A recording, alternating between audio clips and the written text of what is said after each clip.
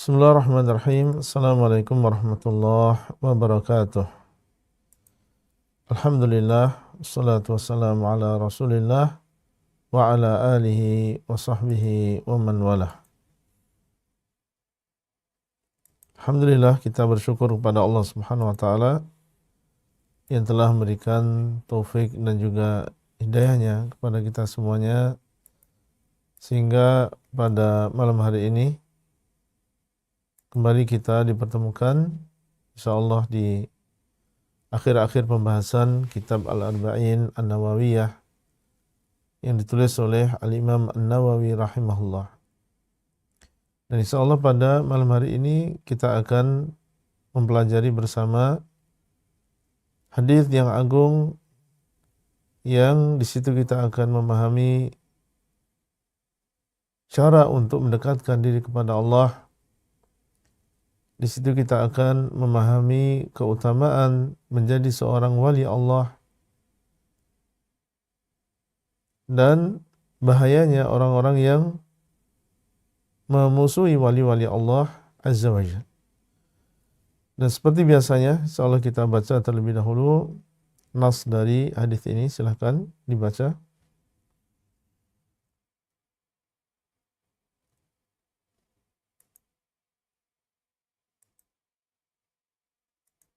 Ya. Ada yang siap membaca atau langsung?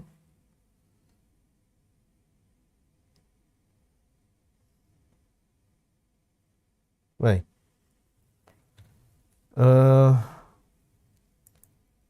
Langsung kita baca hadisnya. Di sini Rasulullah sallallahu alaihi wasallam sebelumnya Al-Imam An-Nawawi rahimahullah beliau mengatakan Al-Haditsus Tsaminu wa Tsalathun. Hadis yang ke-38 di antara 42 hadis yang dibawakan oleh beliau. An Abi Hurairah radhiyallahu anhu, dari Abu Hurairah semoga Allah Subhanahu wa taala meridai beliau, qala, beliau mengatakan qala Rasulullah sallallahu alaihi wasallam, Rasulullah sallallahu alaihi wasallam bersabda, Inna Allah Ta'ala qala, sesungguhnya Allah Subhanahu wa taala berkata. Ini menunjukkan bahwa hadis ini adalah hadis qudsi, di mana Nabi sallallahu alaihi wasallam menyebutkan di sini bahwa Allah Subhanahu wa taala berkata. Dan hadis qudsi berbeda dengan Al-Qur'an. Al-Qur'an adalah kalamullah dan Al-Qur'an inilah yang dibaca di dalam salat seseorang. Adapun hadis qudsi maka tidak dibaca di dalam salatnya. Al-Qur'an satu huruf dibaca maka mendapatkan satu kebaikan dan satu kebaikan dilipat gandakan menjadi 10 kebaikan. Adapun hadis qudsi maka tidak demikian. Inna Allah Ta'ala qala, sesungguhnya Allah Subhanahu wa taala berkata, Man 'ada li waliyan faqad adantuhu bil harb. Barang siapa yang memusuhi waliku, maka sungguh aku telah mengumumkan peperangan kepada orang tersebut. Barang siapa yang memusuhi waliku, maka sungguh aku telah mengumumkan peperangan dengan orang tersebut. Bapak Ibu sekalian, para jamaah yang dimuliakan oleh Allah Subhanahu wa taala, maka di dalam hadis ini Allah Subhanahu wa taala mengancam kepada setiap orang yang memusuhi wali-wali Allah bahwasanya Allah Subhanahu wa taala telah mengumumkan peperangan dengan orang tersebut. Apa yang dimaksud dengan memusuhi wali Allah di sini? Bisa dalam banyak bentuk. Menghina wali Allah, mengganggu mereka, menyakiti mereka, mencela amalan-amalan yang diamalkan oleh mereka, menfitnah, dan bentuk-bentuk permusuhan yang lain.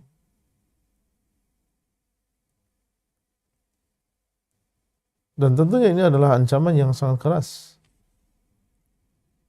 Jarang Allah Subhanahu wa taala mengancam dengan mengumumkan perang seperti ini.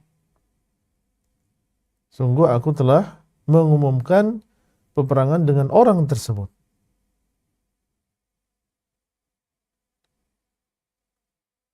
Di sana ada amalan-amalan yang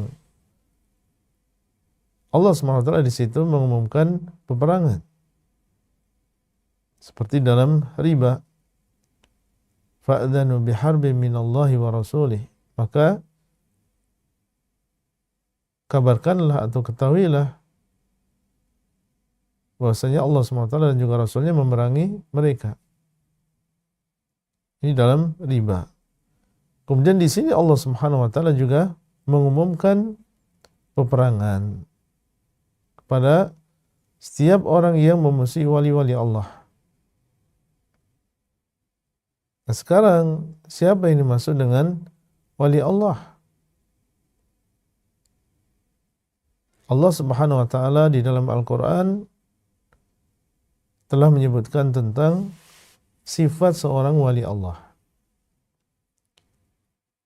Wali Allah adalah orang yang beriman dan bertakwa. Dalilnya adalah firman Allah Subhanahu wa taala, "Ala inna awliya Allah la khaufun 'alaihim wa lahum yahzanun, alladzina amanu wa kanu yattaqun." Tahuilah bahwasanya wali-wali Allah tidak ada rasa takut bagi mereka dan mereka tidak bersedih. Siapa mereka? Alladzina amanu wa kanu yattaqun. Mereka adalah orang-orang yang beriman dan bertakwa kepada Allah Subhanahu wa taala. Allah Subhanahu wa taala dialah yang memberikan pengertian di sini. Alladzina amanu wa kanu yattaqun. Mereka adalah orang yang beriman dan bertakwa. Apa yang dimaksud dengan iman? Yang dimaksud dengan iman adalah menjalankan perintah. Dan yang dimaksud dengan ketakwaan adalah menjauhi larangan. Seorang wali Allah yang sebenarnya adalah seorang hamba Allah yang dia menjalankan perintah Allah dan menjauhi larangan Allah. Tentunya dengan keikhlasan sesuai dengan sunnah Rasulullah SAW. Dan sebesar-besar perintah Allah adalah tauhid. Dan sebesar-besar larangan Allah adalah kesyirikan. Maka ciri wali Allah adalah bertauhid, menjauhi kesyirikan. Di antara perintah Allah adalah mengikuti sunnah. Di antara larangan Allah adalah melakukan bid'ah. Maka seorang wali Allah, dia adalah orang yang berpegang teguh dengan sunnah dan menjauhi bid'ah-bid'ah. Di antara perintah Allah melaksanakan salat, melaksanakan puasa, zakat, kewajiban, perkara yang sunnah. Di antara larangan-larangan Allah, dosa-dosa yang besar, minum khamar, riba, dusta. Maka seorang wali Allah, dia memiliki bagian yang besar dari keimanan dan juga ketakwaan. Man 'ada li waliyan. Barang siapa yang memusuhi waliku. Barang siapa yang memusuhi waliku. Siapa wali Allah? Orang yang beriman dan bertakwa. Memusuhi, menghina, menfitnah, menghalangi, mencela, menyakiti. Faqad adzantuhum bil harb, maka sungguh aku telah mengumumkan peperangan dengan orang tersebut. Tentunya ini menunjukkan tentang bahayanya. Bahayanya memusuhi wali-wali Allah. Ini adalah termasuk kabair. Siapa musuhnya? Musuhnya adalah Allah nanti. Dan siapa di antara kita yang berani? Dan siapa di antara kita yang bisa menang melawan Allah Subhanahu wa taala? Dan tentunya ini menunjukkan tentang keutamaan menjadi seorang wali Allah dengan sifat-sifat yang tadi kita sebutkan. Dan siapa saja bisa menjadi wali Allah, laki-laki maupun wanita, kaya maupun miskin. Yang penting dia terpenuhi sifatnya. Apa di antara keutamaannya? Allah SWT akan membela, Allah SWT akan menolong. Siapa saja yang memusuhi wali Allah, maka Allah Subhanahu wa taala akan menolong dia. Menolong wali tersebut, akan memerangi orang-orang yang memusuhi wali Allah. Dan tentunya ini adalah ketenangan bagi kita semuanya, supaya kita jangan gentar, supaya kita jangan ragu-ragu, supaya kita jangan takut untuk berpegang teguh dengan agama ini. Karena Allah SWT dialah yang menjanjikan akan menolong. Dan Allah SWT mengancam orang yang memusuhi Allah dan juga Rasulnya, memusuhi wali-walinya. Tapi tentunya dengan syarat yang disebutkan tadi. Benar-benar kita menjadi seorang wali Allah yang beriman, yang bertakwa, yang bersungguh-sungguh dalam ketaatan kepada Allah Subhanahu wa taala. Kalau memang ada di dalam diri kita sifat tersebut, maka Allah Subhanahu wa taala akan membela. Inna lanansuru rusulana walladzina amanu fil hayatid dunya wa yawma yaqumul ashhad. Sungguhnya kami akan menolong para rasul kami dan juga orang-orang yang beriman di dunia maupun nanti di hari kiamat ketika bangkit para saksi. In tansurullaha yansurkum. Kalau kalian menolong Allah, maka Allah SWT akan menolong kalian. Sekali lagi, ini adalah ketenangan tentunya bagi kita semuanya. Allah SWT dialah yang membela, dialah yang memudahkan, dialah yang menolong. Tapi dengan syarat kita memenuhi dua perkara tadi, yaitu iman dan juga ketakwaan masing-masing dari kita. Kemudian setelahnya Allah Subhanahu wa taala menyebutkan sebagian atau menyebutkan bagaimana wali-wali Allah mereka dekat dengan Allah Subhanahu wa taala. Setelah sebelumnya menyebutkan tentang keutamaan seorang wali. Allah menyebutkan bagaimana wali-wali Allah mereka sampai mendapatkan keutamaan tadi. Keimanan dan juga ketakwaan, amal saleh.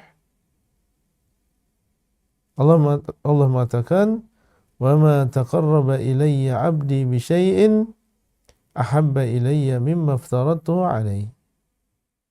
Dan tidaklah hambaku mendekat kepadaku dengan sesuatu yang lebih aku cintai daripada apa yang sudah aku wajibkan atas mereka.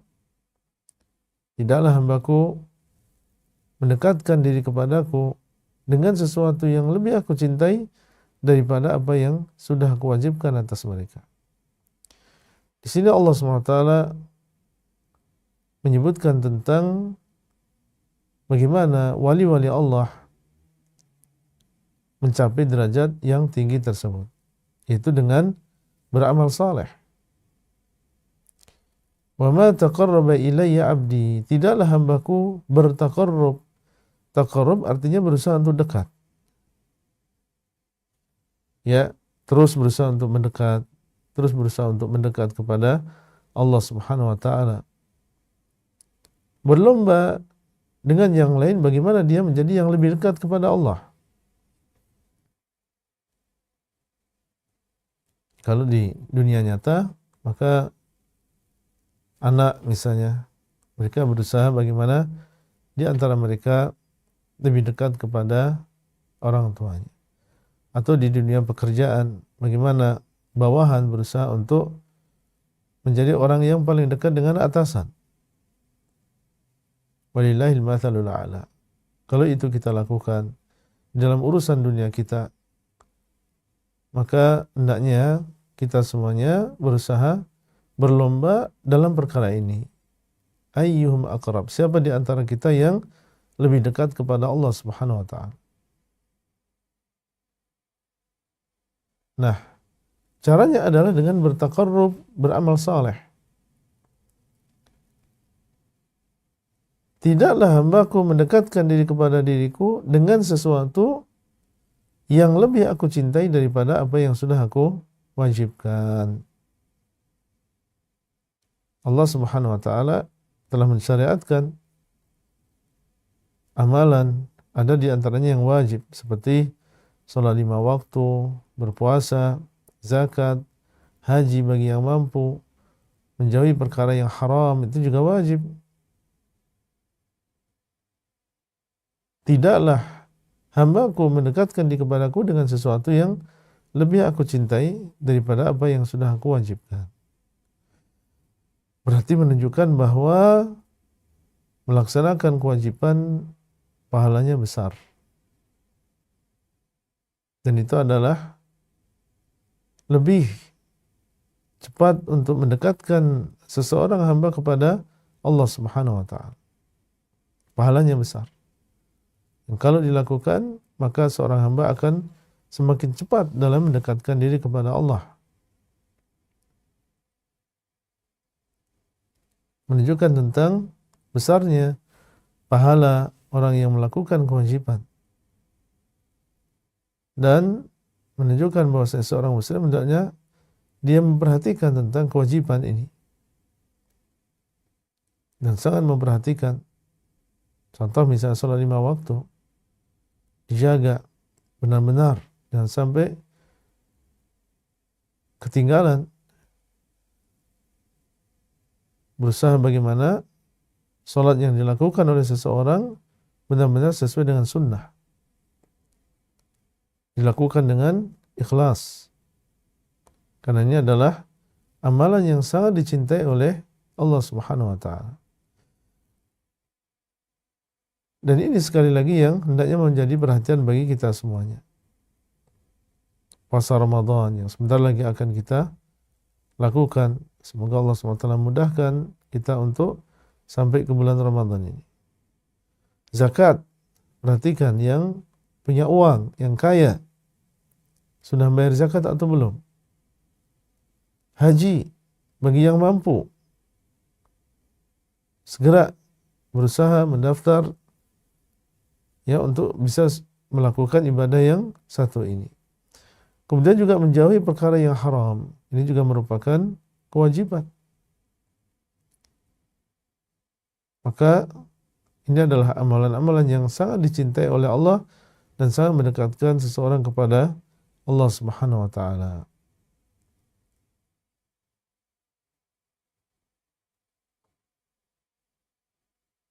Dan dari sini seseorang apabila terjadi di sana benturan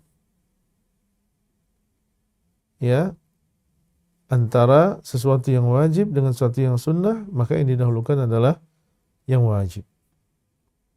Kalau memang tidak bisa dijamak antara keduanya, maka yang kita lakukan adalah yang wajib. Kemudian Allah Subhanahu wa taala mengatakan wala yazalu 'abdi yataqarrabu ilayya bin nawafil hatta uhibbah.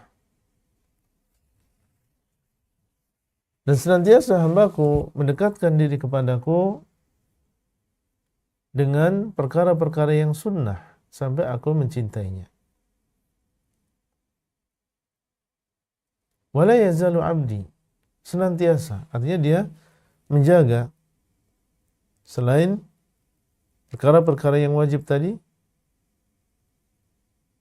dia berusaha untuk mendekatkan diri kepada Allah dengan cara yang lain, yaitu dengan melakukan amalan-amalan yang sunnah. Karena keinginan dia untuk semakin dekat dengan Allah Subhanahu wa taala. Dia ingin lebih dekat. Dan dia tahu bahwa di sana ada amalan-amalan yang sunnah yang mendekatkan seseorang kepada Allah Subhanahu wa taala. Maka senantiasa dia melakukan an-nawafil, perkara-perkara yang sunnah. Qiyamul lail misalnya, dia jaga, puasa sunnah dia lakukan, bersedekah rutin, tilawah dan juga zikir merupakan wirid dia setiap harinya. Salat rawatib dia jaga, sunnah-sunnah yang berkaitan dengan adab dia lakukan. Sesuai dengan kemampuan. Wala yazalu 'abdi yataqarrabu ilayya bin nawafil. Berusaha untuk mendekatkan diri kepada Allah dengan melakukan perkara-perkara yang sunnah. Maka pahalanya adalah hatta uhibbahu, sampai aku mencintai hamba tersebut. Dan ini menunjukkan keutamaan melakukan perkara yang sunnah. Allah Subhanahu wa taala akan mencintai kalau kita istiqamah dalam melakukan perkara-perkara yang sunnah tersebut. Dan apabila Allah Subhanahu wa taala sudah mencintai seseorang, maka akan diberikan taufik oleh Allah Subhanahu wa taala untuk melakukan berbagai kebaikan. Ini menunjukkan bahwa cara kita untuk dicintai oleh Allah Subhanahu wa taala di antaranya adalah seseorang memperbanyak perkara-perkara yang sunnah. Memperbanyak perkara-perkara yang sunnah. Berpuasa, salat malam, salat duha, dan perkara-perkara yang lain. Hatta uhibbahu fa idza ahbabtuhu, apabila aku sudah mencintai hamba tersebut, kalau sudah mendapatkan keutamaan dicintai oleh Allah Subhanahu wa taala, maka kuntu sam'ahu alladhi yasma'u bih, aku akan menjadi telinganya, menjadi pendengarannya yang dia mendengar dengannya. Wa basarahu alladhi yubsiru bih, aku akan menjadi pendengarannya yang dia mendengar dengannya. Maksudnya apa? Menjadi pendengaran hamba, maksudnya adalah hamba tersebut tidak menggunakan pendengarannya kecuali dalam perkara yang diridhai oleh Allah Subhanahu wa taala. Ini maksud Allah menjadi pendengarannya, yaitu hamba tersebut diberikan taufik, diberikan hidayah, dikuatkan sehingga dia tidak mendengar kecuali apa yang diridhai oleh Allah Subhanahu wa taala. Ditinggalkan perkara-perkara yang diharamkan seperti misalnya musik. Dia dengarkan Al-Quran, dia dengarkan hadis, ceramah, dia dengarkan perkara-perkara yang baik. Allah SWT memberikan taufik kepadanya untuk melakukan yang demikian. Kenapa? Karena Allah SWT mencintai dia. Wa basarahu alladhi yubsiru bih, Dan aku akan menjadi pendengaran dia yang dia mendengar dengan menjadi penglihatan dia yang dia melihat dengannya. Allah akan menjadi penglihatan dia, maksudnya adalah Allah SWT akan memberikan taufik kepadanya sehingga dia tidak melihat kecuali yang dicintai dan diridai oleh Allah Subhanahu wa taala. Dia tidak gunakan matanya untuk perkara-perkara yang diharamkan.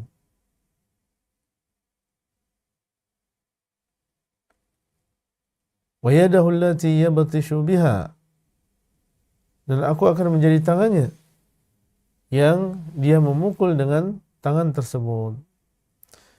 Allah menjadi tangannya maksudnya adalah Allah SWT akan memberikan taufik kepada orang tersebut sehingga dia tidak memukul kecuali di dalam perkara yang diperbolehkan secara syariat atau memang itu diperintahkan dalam agama ini.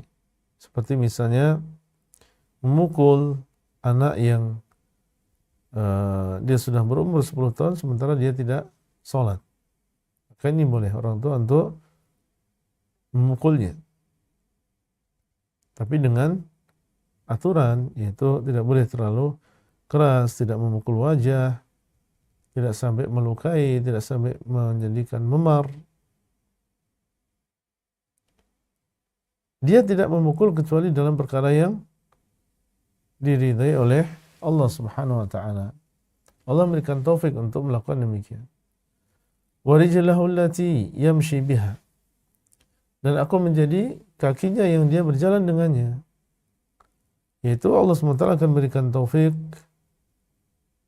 sehingga dia pun tidak berjalan menggunakan kakinya kecuali dalam perkara-perkara yang diperbolehkan, dalam perkara yang di situ ada keridhaan Allah Subhanahu wa taala. Ini adalah balasan,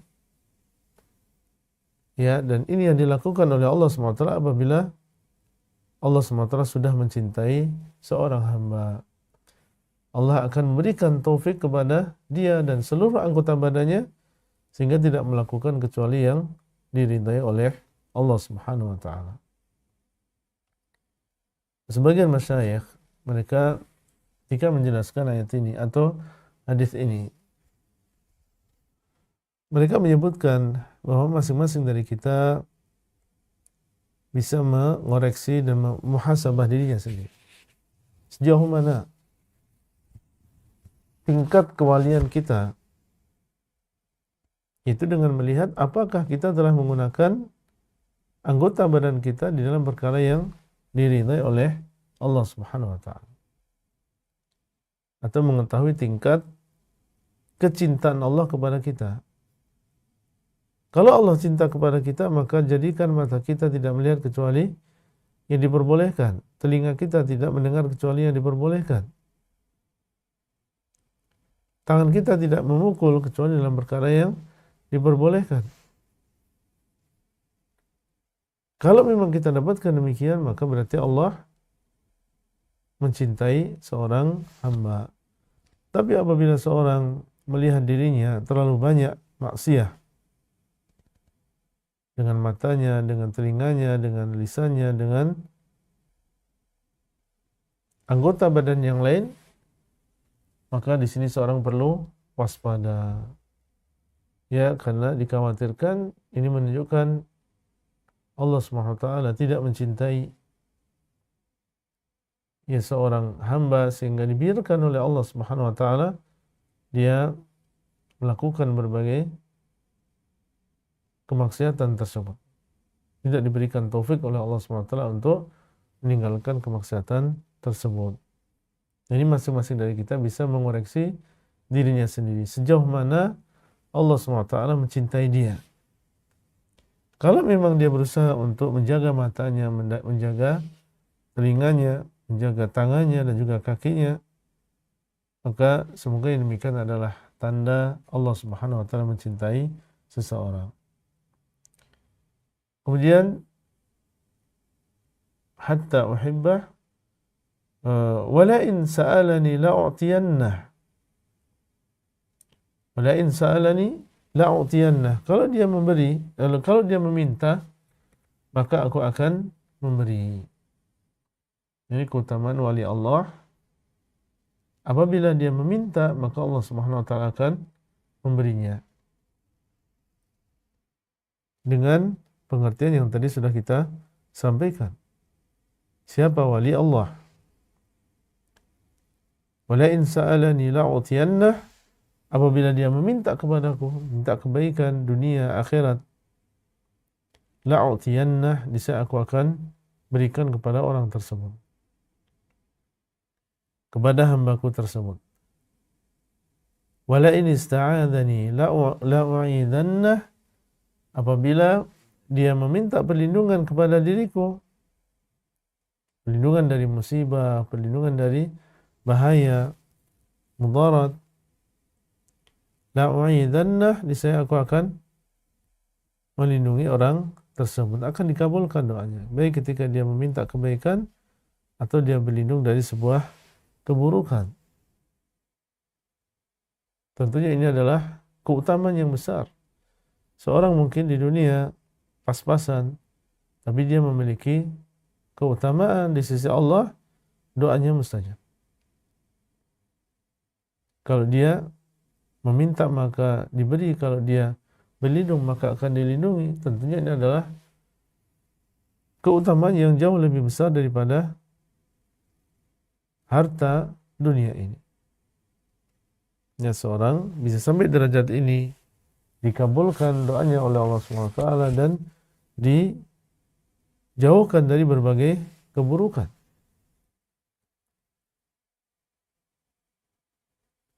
Rawal Bukhari, hadis ini diriwayatkan oleh Al-Imam Al-Bukhari rahimahullah. Tentunya banyak faedah yang bisa kita dapatkan dari hadis ini. Di antaranya adalah keutamaan menjadi seorang wali Allah. Ya, demikian besarnya keutamaan dicintai oleh Allah Subhanahu wa taala, dikabulkan doanya. Allah Subhanahu wa taala berikan taufik kepadanya. Kemudian yang kedua adalah bahayanya memusuhi wali-wali Allah. Bahayanya memusuhi wali-wali Allah, atau haramnya memusuhi wali-wali Allah. Hati-hati ya, memusuhi wali-wali Allah azza wa jalla. Kemudian juga di antara faedah yang bisa kita ambil bahwa yang namanya kewalian ini bisa didapatkan oleh seseorang dengan iman dan juga ketakwaan. Dan di antara bentuk iman dan takwa adalah mendekatkan diri kepada Allah dengan perkara-perkara yang wajib. Kemudian juga melakukan perkara-perkara yang sunnah. Hal yang paling dicintai oleh Allah adalah perkara-perkara yang wajib. Maka hendaklah ini didahulukan dan diprioritaskan. Kemudian orang yang menjaga perkara-perkara yang sunnah, maka ini bisa menjadi sebab dia dicintai oleh Allah Subhanahu wa taala. Dalamnya juga ada penetapan sifat mahabbah. Penetapan sifat mahabbah bagi Allah Subhanahu wa taala.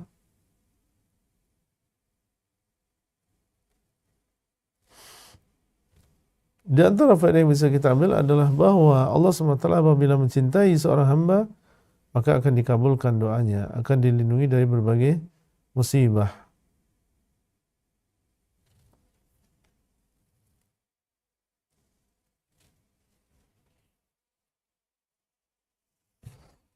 Kemudian Bapak Ibu sekalian, perlu diketahui bahwasanya seorang wali Allah bukan berarti dia adalah orang yang maksum. Ya, bukan berarti kemudian dia adalah orang yang maksum. Jadi mereka tetap manusia. Bisa lupa, bisa salah, bisa melakukan dosa. Akan tapi mereka adalah orang-orang yang apabila melakukan dosa mereka segera bertobat kepada Allah, merendahkan diri, memperbaiki diri. Kemudian di antara yang perlu kita sampaikan di sini bahwa yang namanya wali Allah jangan dibayangkan seperti yang dibayangkan oleh sebagian orang, bahwa wali Allah dia adalah memiliki kemampuan yang luar biasa di atas rata-rata manusia.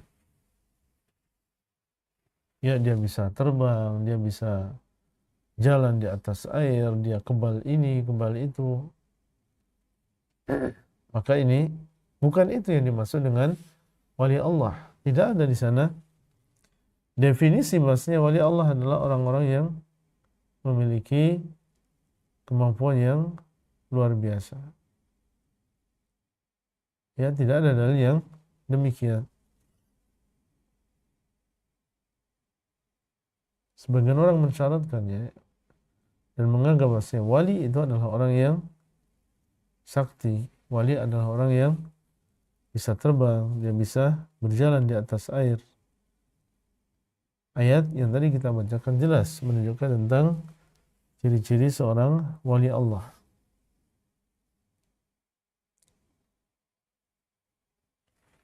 Baik, barakallahu fikum para jemaah sekalian. Itu adalah sedikit penjelasan dari hadis yang ke-38 yang dibawakan oleh Al-Imam An-Nawawi rahimahullah di dalam kitab ini, yaitu Al-Arba'in An-Nawawiyah. Masih ada waktu beberapa menit ke depan, mungkin ada di antara Bapak Ibu sekalian yang ingin bertanya, kami persilahkan. Jazakumullah khairan Ustaz, barakallahu fikum atas materi yang telah diberikan untuk hadis ke-38 ini Ustaz. Ya, Dan mudah-mudahan menjadi ilmu buat kita semua dan memantapkan dan serta meningkatkan keimanan kita semua tentang apa itu wali Allah. Eh, ada boleh berapa pertanyaan Ustaz? kita batasi sampai jam 9 insya Allah. Nah Ustaz, baik sudah ada yang bertanya Ustaz, ngajukan tangan. Tafadhol.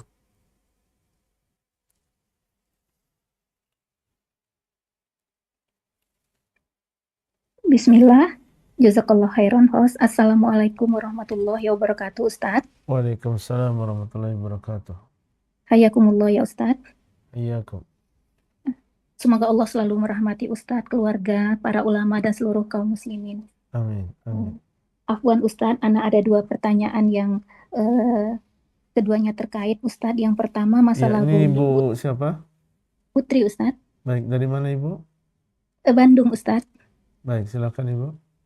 Nah Ustadz, ana terkait dengan gulu Ustadz di materi HSI yang pernah Ustadz sampaikan, yaitu bab cara beriman kepada Rasul, bahwa gulu itu adalah menganggap tahu yang gaib dan disifati dengan sifat ketuhanan gitu Ustadz. Afwan Ustadz, boleh dimurojaah sedikit bagi kami para tolab Ustadz, bahwa dalam menuntut ilmu ini ada hulunya juga, misalnya terhadap ya eh, mu'alimah tertentu, mu'alim tertentu, pada asatizah tertentu gitu Ustadz. Jadi sampai di mana batasan hulu itu gitu Ustadz. Dan yang kedua masalah kibar Ustadz. Jadi eh, populer lah istilah ulama kibar, Ustadz kibar, ahwat kibar gitu Ustadz.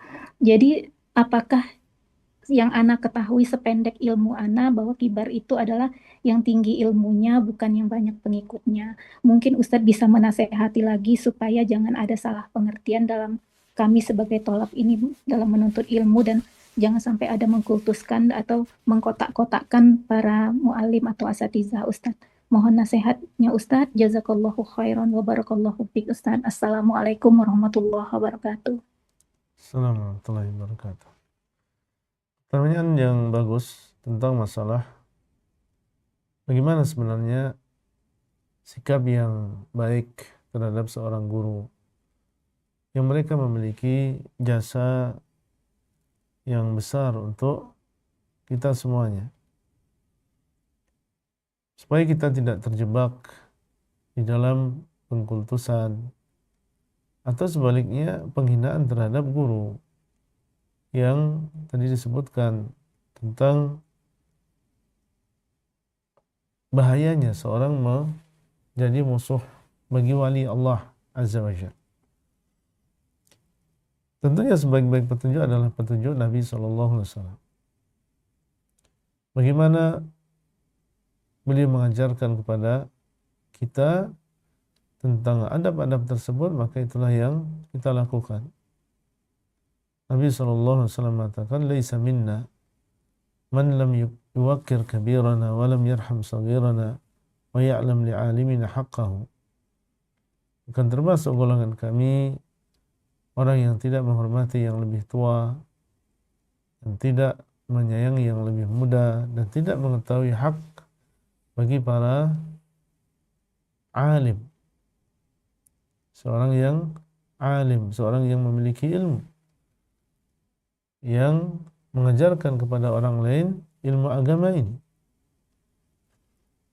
Dan hak tersebut tentunya di antaranya adalah menghormati beliau, menghargai beliau, dan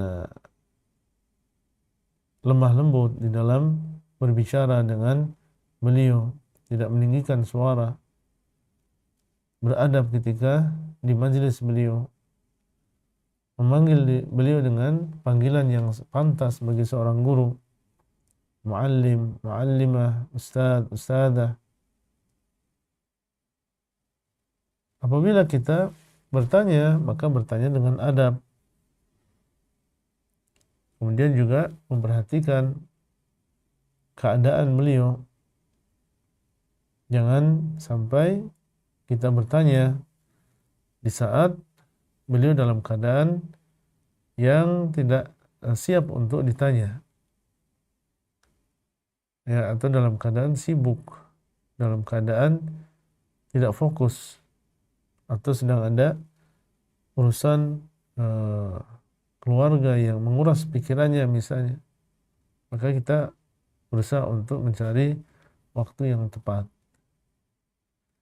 Kemudian juga menjaga kehormatan beliau, dan secara umum menjaga atau menutupi aibnya. Dan secara umum kita menutup aib orang Islam, dan kepada guru maka ini lebih ditekankan lagi. Bahkan sebagian salaf itu berdoa kepada Allah, "Ya Allah, jangan engkau perlihatkan kepadaku aib dari guruku." Mendoakan untuk guru dalam keadaan kita sendirian, semoga Allah mengampuni dosa beliau, semoga Allah menjaga beliau, semoga Allah merahmati beliau. Dan sebagian guru kami menceritakan bahwasanya beliau sering mendoakan untuk sebagian ulama yang menurut beliau termasuk di antaranya yang punya jasa besar terhadap beliau dalam masalah keilmuan. Syekh Ibrahim bin Amir Ar-Ruhaili dalam sebagian kesempatan beliau menceritakan bahwasanya beliau mendoakan kebaikan untuk Syekhul Islam Ibnu Taimiyah dan Syekh Muhammad bin Abdul Wahab. Padahal keduanya sudah meninggal dunia. Tapi beliau tidak lupa untuk mendoakan secara khusus. Kenapa demikian? Beliau merasa banyak mengambil faedah dari buku-buku Syekhul Islam Ibnu Taimiyah dengan Syekh Muhammad bin Abdul Wahab. Ini termasuk adab yang mulia, ya, mendoakan. Kalau ini beliau lakukan padahal mereka sudah meninggal dunia. Ibnu Taimiyah meninggal dunia pada tahun 700-an. Syekh Muhammad bin Abdul Wahab meninggal dunia tahun 1200-an. Ya, tapi karena memang punya jasa yang besar, beliau pun tidak melupakan, beliau mendoakan. Ini termasuk adabnya. Adapun berlebihan contohnya adalah mendudukkan seorang mu'alim seakan-akan dia adalah seorang nabi yang maksum, yang tidak mungkin salah, sehingga seluruh pendapatnya diyakini bahwasanya itu adalah pendapat yang benar, yang tidak mungkin salah. akhirnya dia pun fanatik dengan guru tersebut. Selain pendapat guru tersebut dianggap itu adalah pendapat yang sesat. Nah, ini tidak boleh yang demikian. Atau misalnya melarang ya manusia untuk belajar dari selain guru tersebut. Ini juga fanatik, padahal di sana ada ustaz-ustaz atau guru-guru yang lain yang mereka juga bermanhaj salaf, berakidah dengan akidah yang lurus, yang pantas juga untuk diambil ilmunya. Ini berlebihan. Ya, sehingga kita pun juga sering mengingatkan pada para ikhwah dan juga para akhwat yang mereka belajar di HSI secara khusus. Karena memang setiap hari yang didengarkan adalah materi yang kita sampaikan. Kita dorong senantiasa dalam setiap kesempatan atau sering untuk juga mengambil faedah dari ustaz-ustaz yang lain. Ilmu ini luas. Dan di sana banyak asatidzah para dai yang mereka juga berada di atas manhaj salaf yang pantas dan boleh untuk diambil ilmunya. Antum belajar dari Ustaz Fulan, memperbanyak guru sebagaimana dilakukan oleh para pendahulu kita. Al-Imam Al-Bukhari rahimahullah memiliki lebih dari 1000 guru. Memiliki lebih dari 1000 guru, mengambil faedah dari mereka. Dan ini di antara hal yang menjadikan kita semakin yakin.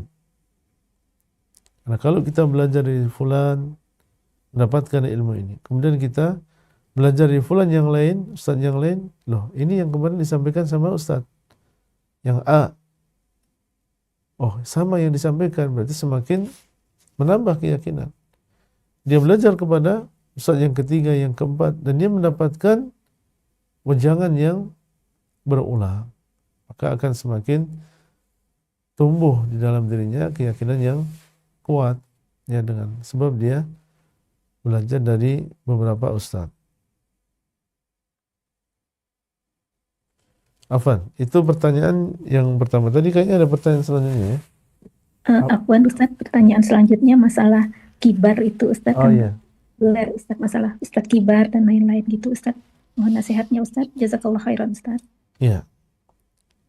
Ustaz kibar ini ada beberapa makna. Di antara maknanya adalah beliau sudah termasuk yang sudah senior, yang sudah lebih dahulu terjun di dalam dakwah, ya, dan tidak harus dia memiliki pengikut yang banyak. Dia sudah sepuh, sudah banyak pengalamannya, maka bisa dinamakan beliau adalah sebagai ustaz kibar, yaitu ustaz senior maksudnya. Dan tidak diharuskan dia memiliki murid yang banyak atau pengikut yang banyak.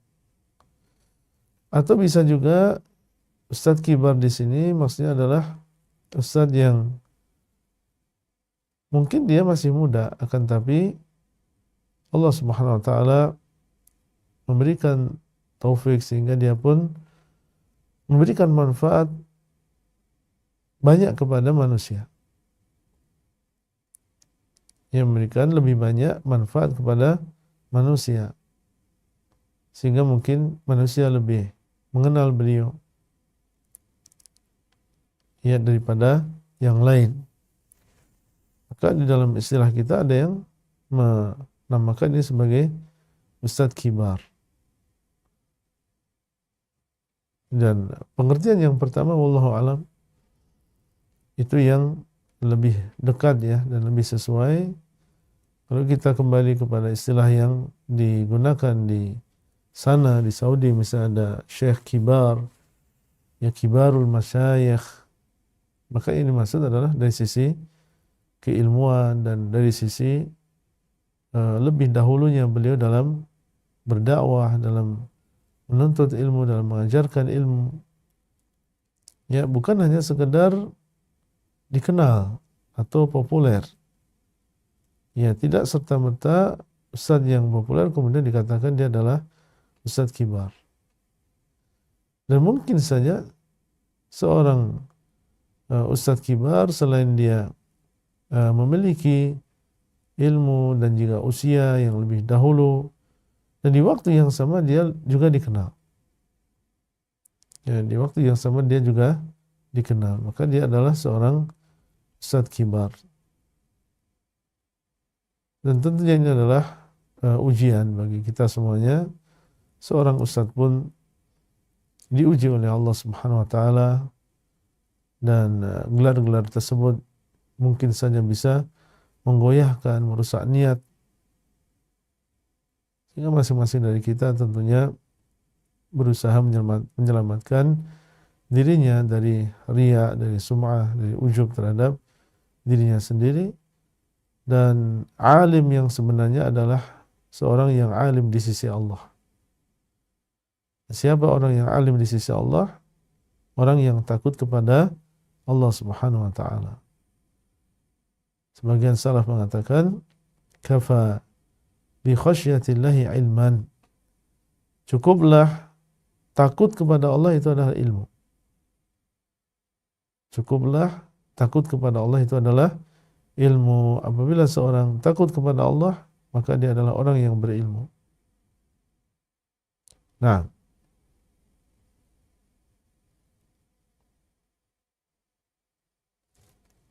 ya, masih ada Jazakumullah khairan. waktu, mungkin satu pertanyaan lagi. Nah, Ustaz.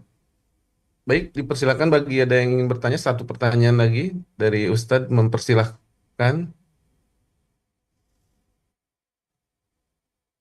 Ya, tafadhol Mu'awi Amerika, Ustadz.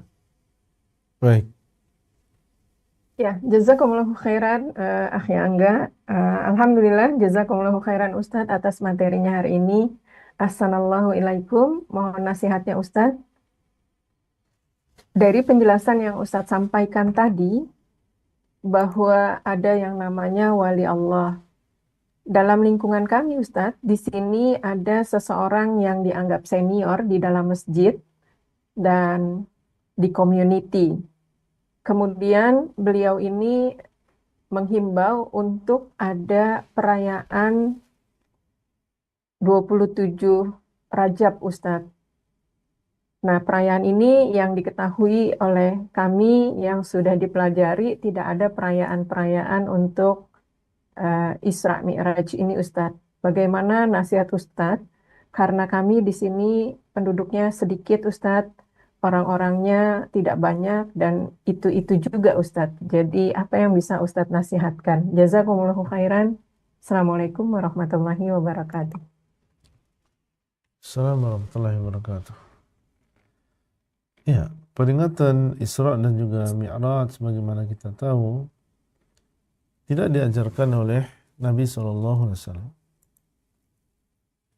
Dan kita beriman bahwasanya Nabi SAW telah diisrakan dan telah dimi'rajkan. Keyakinan dan keimanan yang tidak ada keraguan sama sekali. Jadi termasuk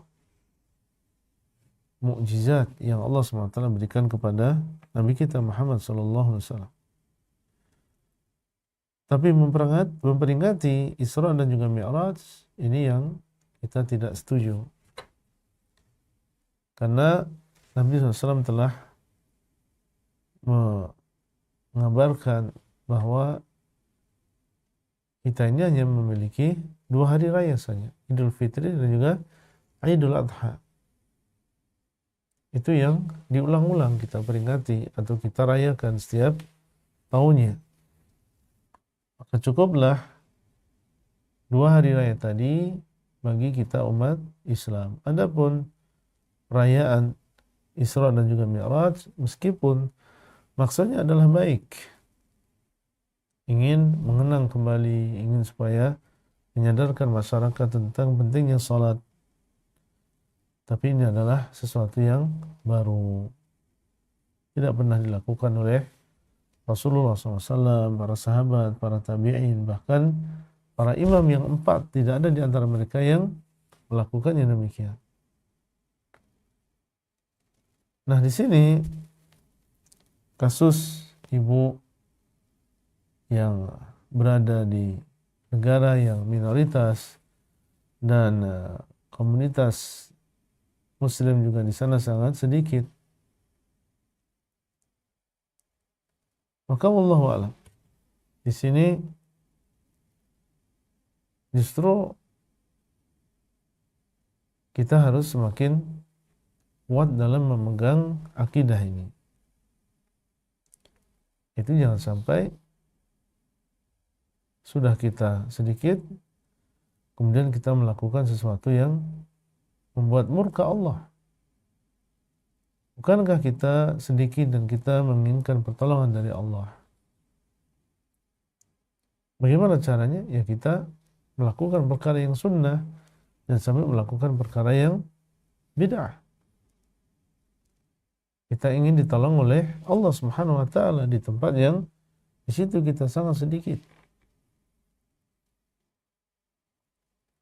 Sehingga perlu ada di sini nasihat yang bisa disampaikan dengan lemah lembut, dengan ilmiah, tetap menjaga ukhuwah.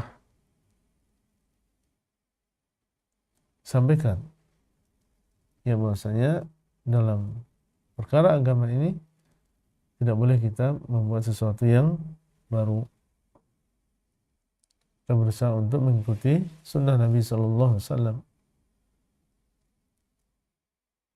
Kemudian juga mungkin ya di sana ada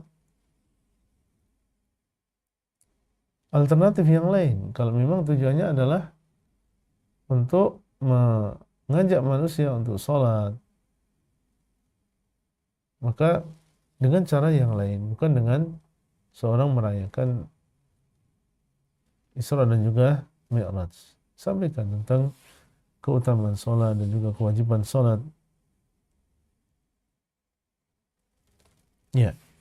Dan mungkin yang perlu kita ingatkan juga, karena itu adalah senior, punya umur, dan lebih dahulu, maka perlu di sana ada orang yang berbicara kepada beliau dengan kelemah lembutan, ya dengan hikmah. Contoh misalnya seorang mengatakan bahwa usulan antum ini Masya Allah baik sekali, mengajak kita untuk menjaga sholat di negeri yang seperti ini.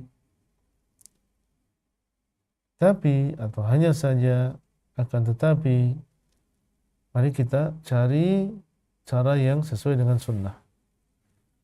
Kita bisa mengadakan ini dan ini misalnya.